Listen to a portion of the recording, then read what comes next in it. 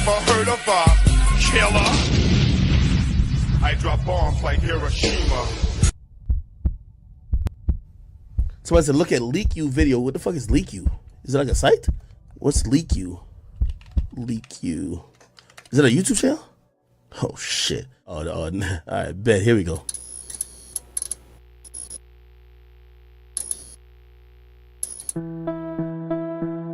Please hit the like. Thank you.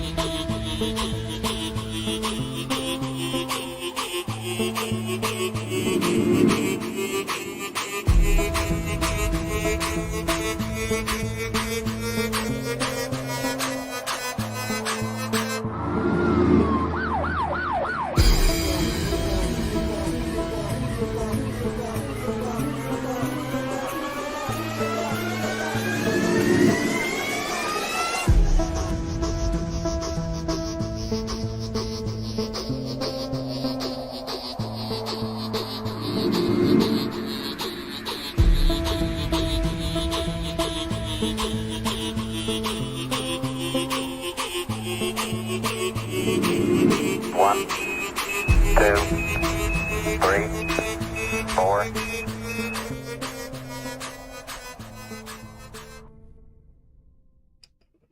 Ooh, how many of y'all are fiending today? Hey, Gloria, good to see you. Man, many people woke up absolutely fiending this morning because they realized that they no longer had access to TikTok.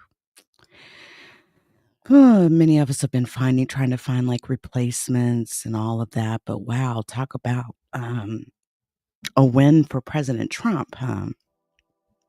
I kind of suspect, though, that it's possible. I think it's potentially possible that Donald Trump, stepping in. Because remember, man, Trump wanted to ban TikTok before as well. He wanted to ban it as well, but it is back. Now, many people who tried to hit TikTok, maybe even late last night, I think they banned it based off UTC time zone. If you would have tried to have hit TikTok, you would have received a pop-up that said pretty much that Americans were not allowed to use the app anymore. But as of now, and the pop-up said, listen, sorry, TikTok, it's not available right now. A law banning TikTok has been enacted in the United States. Fortunately, that means you can't use TikTok for now. And it also mentioned how President Trump, they were hoping that President Trump would step in and save it. Now, Trump is going into office in about 24 hours.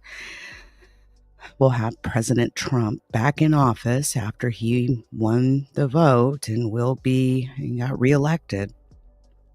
And Trump has assured that he will be signing an executive order that will essentially give an additional 90 days on this federal ban. He said he was going to do that his first day in office. There's a lot of talk about finding an approved buyer, okay, blah, blah, blah, blah, blah.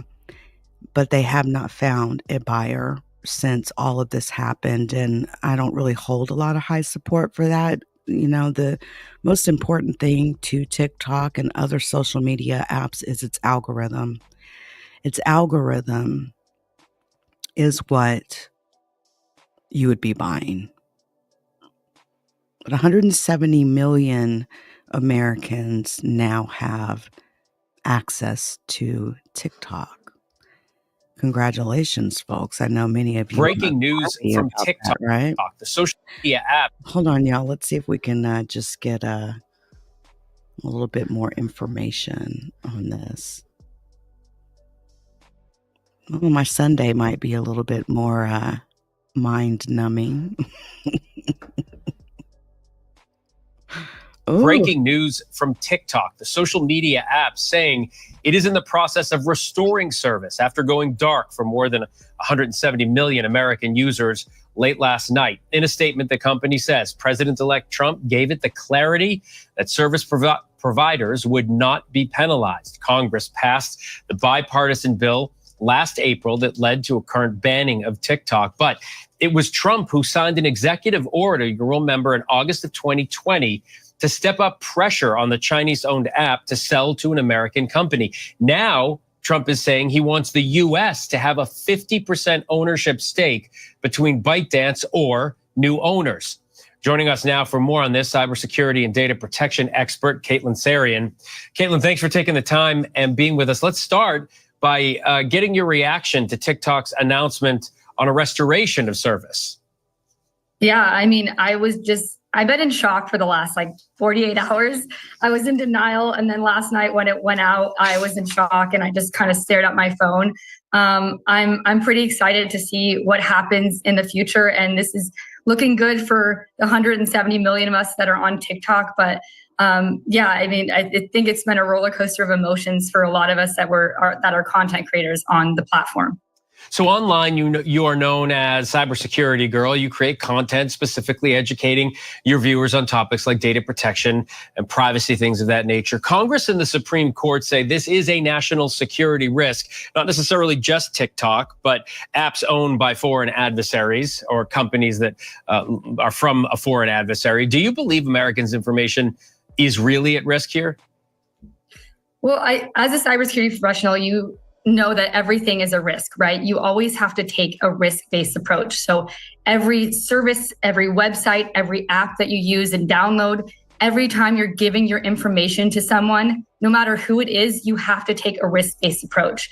And for me personally, when I heard back when TikTok was going to partner with Oracle and try to move their services over to the US, I think this was 3.5, almost 4 years ago now, I started feeling more comfortable going on the platform. So before I actually didn't go on the platform, I took that risk-based approach. I said, I don't feel comfortable giving my data to China at that moment in time. When I heard that TikTok was starting to partner with Oracle, I decided, hey, my risk-based approach it's okay because I feel like my purpose is bigger and I'm going to be able to reach a larger audience.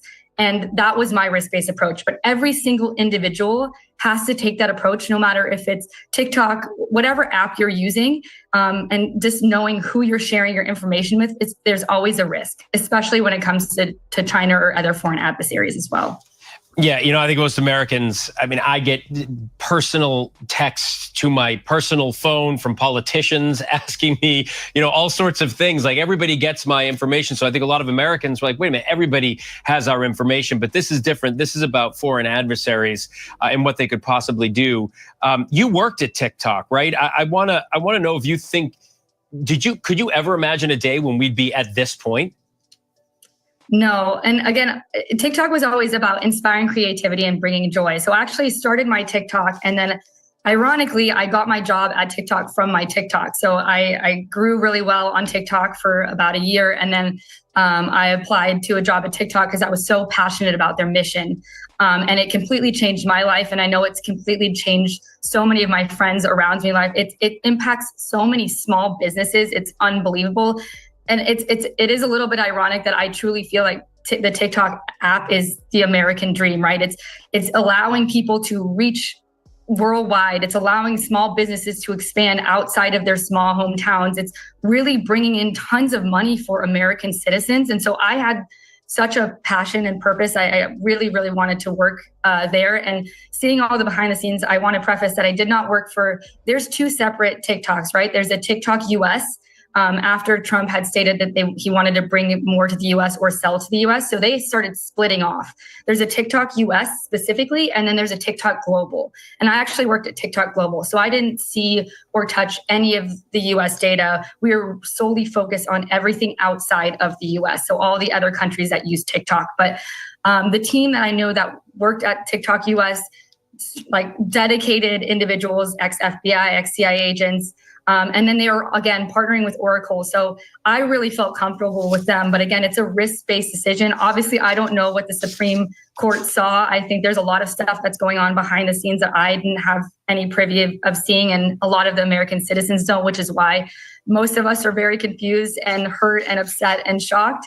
But I truly believe that our government is doing this to protect the United States as a whole, even if we might not see it that way. So again, it's hard for me because I see both sides, right? I absolutely love the platform. I've seen how much it impacts people, but I also see the negative side effects of apps and just cybersecurity as a whole. So it's very hard for me to judge. All I know is personally, I don't regret my decision of going on TikTok. It's completely changed my life. And I know it's changed so many other people's lives as well. Caitlin Sarian, thanks so much for taking the time to talk to us about it. I do appreciate it. You know, I've been saying this. It's just not right to, cut off somebody's income, our own country cutting off the income of others who have become successful on TikTok.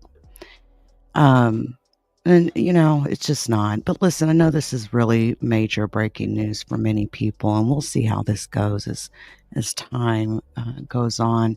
And also, in the news right now is 3 Israeli hostages, female hostages, have actually been released. One of them actually lost a couple of fingers when she was shot during the October 7th attack that occurred when Hamas militants flew in, parachuted into Israel, and killed many, many people. But this ceasefire that is happening, and I find it interesting that it's also happening one day before Donald Trump takes office. I think with this whole TikTok, making TikTok available again, I think that's going to grab the hearts of many people in America, and it's going to give Donald Trump a really nice start to his presidency. So there is that as well. Yes, it is restored for everyone. Right now, it's not in the Google Play Store or Apple Play Store. But I expect it to become available relatively soon. I think they probably want to just make sure that they can actually provide access to download it, which is another issue. Anyway, guys, I've got to run. I've got someone coming in. Much love, guys. Congratulations, everyone. I hope many of you can end your Sunday smiling.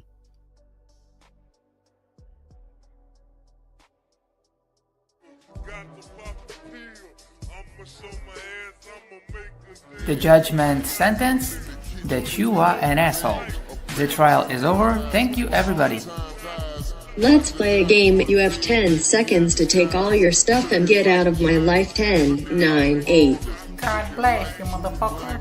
You're really smart. Like really, really, really smart like I am.